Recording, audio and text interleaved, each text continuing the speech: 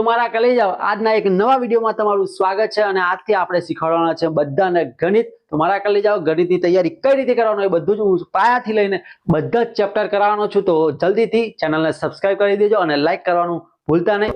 સૌથી પહેલા વાત કરીએ તો ગણિતનો પાયો, મતલબ કે ગણિતમાં સંખ્યા કેટલી હોય। તો ઘણા લોકો કહે છે સંખ્યા આવો પ્રશ્ન કોણ પૂછે। તો મારા કલેજાઓ પેપર સેટરનું માઇન્ડસેટ ગમે ત્યાં જઈ શકે છે, સાચી વાત ને? ગમે તેવા પ્રશ્ન તૃતીય પ્રશ્નો પૂછી શકે છે। એટલે મારો વિચાર આવે, મેં કીધું આ બી કેવું જરૂરી છે।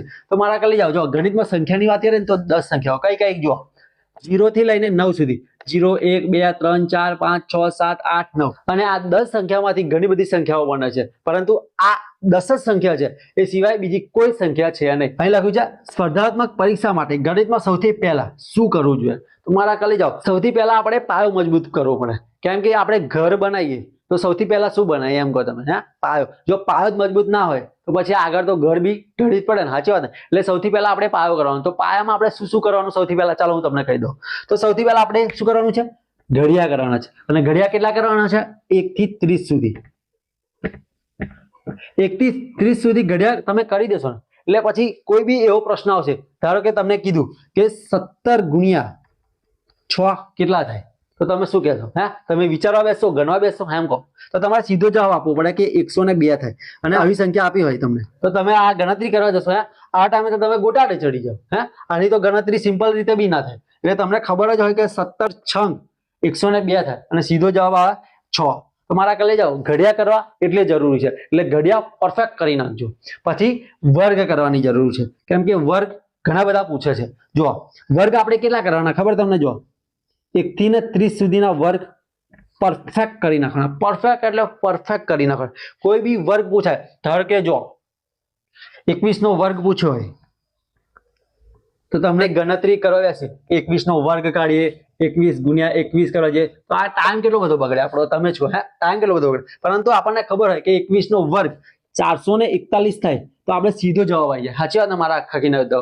પણ આવું આપણને ખબર ના હોય તો આપણે પછી ગોટાળે ચડે અને ધંધે લાગી જઈએ। એટલે આપણે સ્પર્ધાત્મક પરીક્ષાની તૈયારી કરતા પહેલા વર્ગ બી કરવા જોઈએ। પછી છે ઘન, એટલે જો તમે ઘન કરવાના એટલે 1 થી 20 સુધીના આપણે ઘન કરી નાખવાનું, એટલે મારા કલેજાઓ આપણો પાયો મજબૂત થઈ જાય। અને જો અહીંયા આગળ 729 લખ્યા હોય અને છેદમાં 9 આપ્યા હોય તો તમે આની ગણતરી કઈ રીતે કરો? હે, તમે તો ધંધે લાગી જાઓ, આ ભાગાકાર કરતા કરતા નેજા થઈ જાય તમને। પરંતુ તમને જો આનો ઘન ખબર હોય કે આ 9 નો ઘન છે તો તમે 9 ગુણ્યા 9 ગુણ્યા 9 કરી અને છેદમાં 9 એટલે 9 9 ઉડી જાય અને 9 9 81, સીધો જવાબ આવી જાય 9 9 81। તો મારા કલેજાઓ આ રીતે તમે જવાબ લાવી શકો, પરંતુ તમને આ માહિતી હોય નહીં, ઘડિયા વર્ગ અને ઘન ના આવડતા હોય અને એના રિલેટેડ કોઈ બી પ્રશ્ન આવી જાય તો તમે ધંધે લાગી જાઓ। અને સૌથી જરૂરી કે મોસ્ટ ઓફ પ્રશ્નો તમે જોયા હોય ને ગણિતમાં તો કેવું કે ભાગાકારના જ હોય છે, એટલે ભાગ કરવાના હોય, ગુણાકાર કરવાના હોય, એવા બધા જ પ્રશ્નો આવે છે અને એ રીતે જ કંઈક છેલ્લે એન્ડમાં જવાબ આવતો હોય। એટલે આ તો